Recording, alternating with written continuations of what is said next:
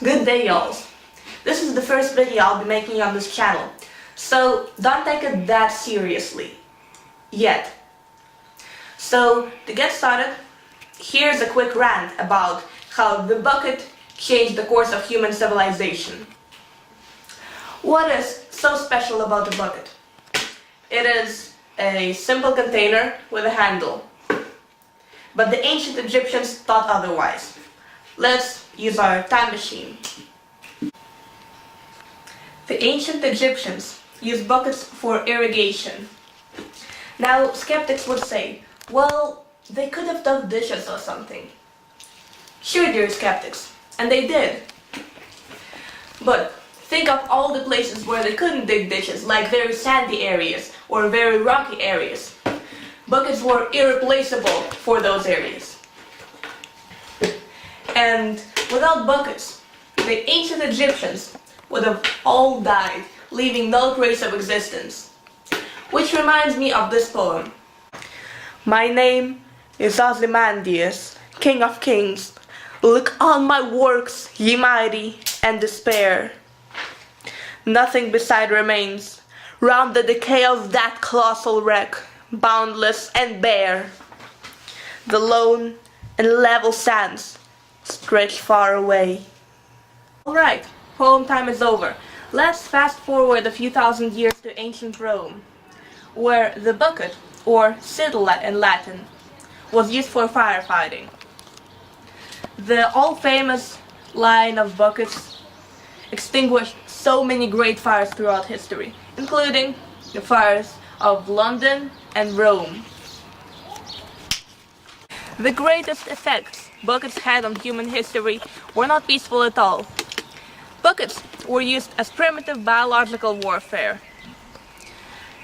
Actually, it is rumored that Yersinia pestis, the catalyst for the Black Death, was spread out by catapulting buckets over walls of sieged cities.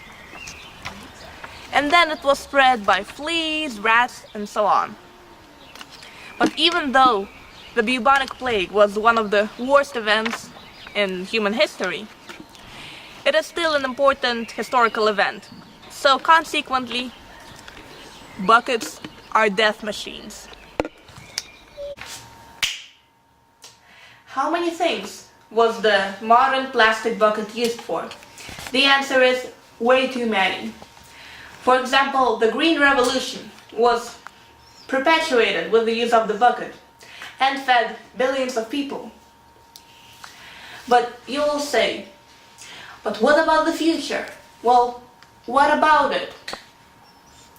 If humans would have evolved to live without buckets, they would look like this.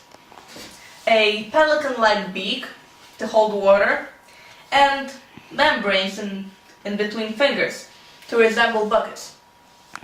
Come out. Oh. Come out.